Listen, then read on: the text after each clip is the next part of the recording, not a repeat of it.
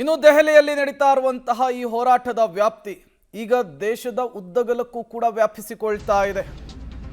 ಕರ್ನಾಟಕದ ಹಲವು ಕಡೆಗಳಲ್ಲೂ ಕೂಡ ನೀಟ್ ಅಕ್ರಮವನ್ನು ವಿರೋಧಿಸಿ ಹೋರಾಟ ಜಾಸ್ತಿ ಆಗ್ತಾ ಇದೆ. ನೀಟ್ ಪ್ರಶ್ನೆ ಪತ್ರಿಕೆ ಸೋರಿಕೆ ಕೇಂದ್ರದ ವಿರುದ್ಧ ಭುಗಿಲೆದ್ದ ಆಕ್ರೋಶ. ಹುಬ್ಬಳ್ಳಿಯ ಕಿಮ್ಸ್ ಮುಂಭಾಗ ವಿದ್ಯಾರ್ಥಿಗಳು ಸೇರ್ಕೊಂಡು ಪ್ರೊಟೆಸ್ಟ್ ಮಾಡ್ತಿದ್ದಾರೆ. ಯೂತ್ ಕಾಂಗ್ರೆಸ್ ಮತ್ತು ವಿದ್ಯಾರ್ಥಿಗಳಿಂದ ಪ್ರೊಟೆಸ್ಟ್ ಆಗ್ತಾ ಇದೆ. ಮೋದಿ ಅಮಿತ್ ಶಾ ಅವರ ಪ್ರತಿಕೃತಿಗೆ ಬೆಂಕಿಯನ್ನು ಹಚ್ಚೋದಕ್ಕೆ ಯತ್ನ ಮಾಡಿದ್ದಾರೆ. ಪ್ರತಿಭಟನಾಕಾರರು ಮತ್ತು ಪೊಲೀಸರ ನಡುವೆ ಸಂದರ್ಭದಲ್ಲಿ ತಳ್ಳಾಟ ನೂಕಾಟ ಆಗಿದೆ. ಈ ಮೂಲಕ ಹುಬ್ಬಳ್ಳಿಯಲ್ಲೂ ಕೂಡ ನೀಟ್ ಅಕ್ರಮದ ಕಿಚ್ಚು ಧಗಧಗಿಸಿದೆ.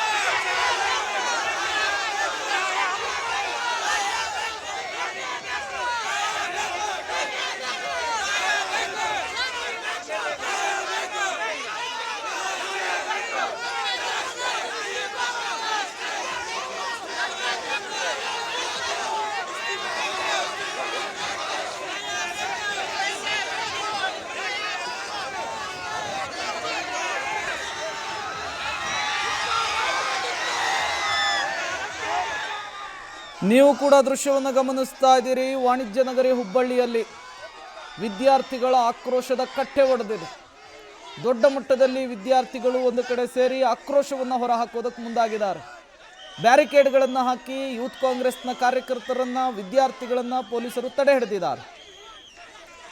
ಡೀಟೇಲ್ಸ್ ಅನ್ನು ಕೊಡೋದಕ್ಕೆ ಸುನಿಲ್ ಸಂಪರ್ಕದಲ್ಲಿ ಜಾಯಿನ್ ಆಗಿದ್ದಾರೆ. ಸುನಿಲ್, ಹೇಳಿ ಕೇಳಿ ಹುಬ್ಬಳ್ಳಿ ಧಾರವಾಡ ಕಾಂಪಿಟೇಟಿವ್ ಎಕ್ಸಾಮಿಗೆ ಓದಕ್ಕೆ ಬರೋರ ವಿದ್ಯಾರ್ಥಿಗಳ ಸಂಖ್ಯೆ ಜಾಸ್ತಿ ಇರುತ್ತೆ. ಈಗ ಅಲ್ಲಿ ನಡೀತಾ ಇರುವಂತಹ ಹೋರಾಟ ಪ್ರತಿಭಟನೆ ಯಾವ ರೀತಿ ಸಾಗ್ತಾ ಇದೆ, ಏನೆಲ್ಲ ಬೆಳವಣಿಗೆಗಳಾಗ್ತಾ ಇದೆ ಸುನಿಲ್? ಪ್ರೇಮ್, ನಿಜಕ್ಕೂ ಕೂಡ ಒಂದು ರೀತಿಯಲ್ಲಿ ದೆಹಲಿ ಮಾದರಿಯಲ್ಲಿ ಹೋರಾಟಕ್ಕೆ ಮುಂದಾಗಿರುವಂಥದ್ದು ದೃಶ್ಯಗಳಲ್ಲಿ ನಿಮಗೆ ತೋರಿಸ್ತಾ ಇದ್ದೀನಿ. ಪ್ರೇಮ್, ಲೈವ್ ವಿಡಿಯೋಗಳು ನಿಮಗೆ ಲಭ್ಯವಾಗ್ತಾ ಇದೆ. ಬ್ಯಾರಿಕೇಡ್ ಅನ್ನ ತಳ್ಳಾಟವನ್ನು ನಡೆಸಿ ಒಂದು ರಸ್ತೆಗೆ ನುಗ್ಗುವಂತ ಪ್ರಯತ್ನವನ್ನ ಪ್ರತಿಭಟನಾಕಾರರು ಮಾಡ್ತಾ ಇದ್ದಾರೆ. ಅವರ ಜೊತೆಗೆ ಪೊಲೀಸರ ವಿರುದ್ಧ ಮಾತಿನ ಚಕಮಕಿಯೂ ಕೂಡ ನಡೀತಾ ಇದೆ. ಈಗ ಸ್ಥಳಕ್ಕೆ ಕಮಿಷನರ್ ಎನ್ ಶಶಿಕುಮಾರ್ ಅವರೇ ಭೇಟಿ ಕೊಟ್ಟು ಪರಿಸ್ಥಿತಿಯನ್ನ ತಿಳಿಗೊಳಿಸುವಂತ ಪ್ರಯತ್ನವನ್ನ ಮಾಡ್ತಾ ಇದ್ದಾರೆ. NET ಎಕ್ಸಾಮ್ನಲ್ಲಿ ಏನೋ ಅಕ್ರಮವಾಗಿದೆ, ಅದರ ತನಿಖೆ ಆಗಬೇಕು. ಧರ್ಮೇಂದ್ರ ಪ್ರಧಾನ್ ನೋಡ್ಬೋದು ಇಲ್ಲಿ ದೃಶ್ಯಾವಳಿಗಳಲ್ಲಿ. ಪ್ರೇಮ್, ಒಂದು ರೀತಿಯಲ್ಲಿ ದೆಹಲಿಯಲ್ಲಿ ಯಾವ ರೀತಿ ಆಯ್ತೋ ಹುಬ್ಬಳ್ಳಿಯಲ್ಲಿ ಕೂಡ ಅದೇ ರೀತಿಯಾಗಿ ಪ್ರಯತ್ನವನ್ನ ಮಾಡಲಾಗ್ತಾ ಇರುವಂತದ್ದು ದೃಶ್ಯಗಳಲ್ಲಿ ನೋಡ್ಬೋದು. ಕೇವಲ ಯೂತ್ ಕಾಂಗ್ರೆಸ್ ಅಲ್ಲ ಪ್ರೇಮ್, ಅದರ ಜೊತೆಗೆ ವಿವಿಧ ಕಾಲೇಜು ವಿದ್ಯಾರ್ಥಿಗಳು ವಿದ್ಯಾರ್ಥಿನಿಯರು ಈ ಪ್ರತಿಭಟನೆಯಲ್ಲಿ ಭಾಗವಹಿಸಿರುವಂಥದ್ದು.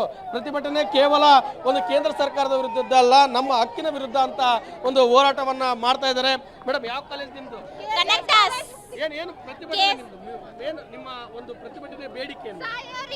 ಸಾಯೋರಿಗೆ ನ್ಯಾಯ ಸಿಗ್ಬೇಕು ಸರ್, ನ್ಯಾಯ ಕೊಡ್ಲೇಬೇಕು. ನ್ಯಾಯ ಸಿಗ್ಲಿಕ್ಕೆ ಅಂದ್ರೆ ಹೆಂಗ ಒಂದ್ ವರ್ಷ ಶ್ರಮ ಪಟ್ಟಿರ್ತೇವೆ ನಾವು, ವಿದ್ಯಾರ್ಥಿಗಳು ಎಲ್ಲ ಏನ್ ಇಷ್ಟೆಲ್ಲ ಕಲ್ತಿರ್ತೇವೆ, ಒಂದಿಟ್ಟು ಹೆಚ್ಚು ಕಮ್ಮಿ ಆತಂದ್ರೆ ನಮ್ಗೆ ಏನಾದ್ರು ಪ್ರಾಬ್ಲಮ್ ಆಗೇ ಇರುತ್ತೆ ಸರ್. ನಮಗಾದ್ರೂ ಹೆಲ್ಪ್ ಮಾಡ್ಲೇಬೇಕು.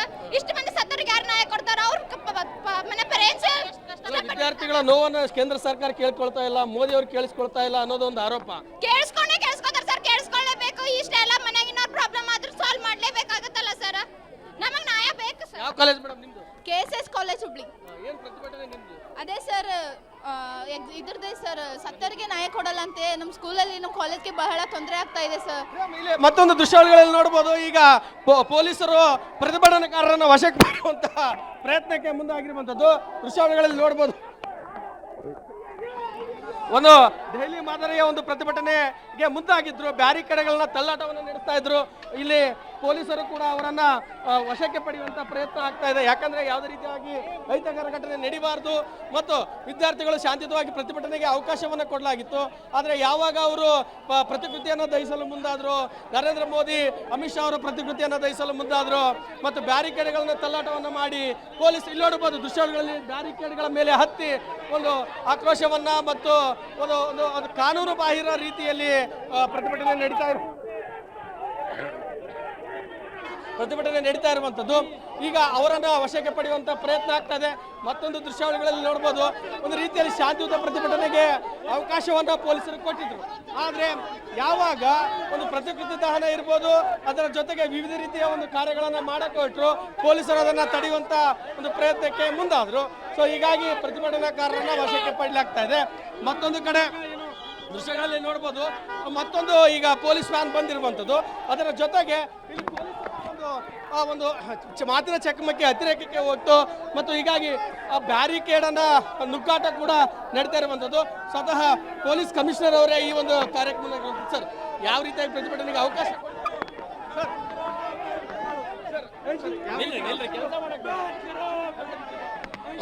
ಪ್ರೇಮ್ ಎನ್ ಶಶಿಕುಮಾರ್ ಅವರೇ ನೇತೃತ್ವದಲ್ಲಿ ಒಂದು ಪ್ರತಿಭಟನಾಕಾರರ ಸಮಾಧಾನಗೊಳಿಸುವಂತ ಪ್ರಯತ್ನಕ್ಕೆ ಮುಂದಾಗಿರುವಂಥದ್ದು. ಅದರ ಜೊತೆಗೆ DCP ಶ್ರುತಿ ಅವರಿದ್ದಾರೆ.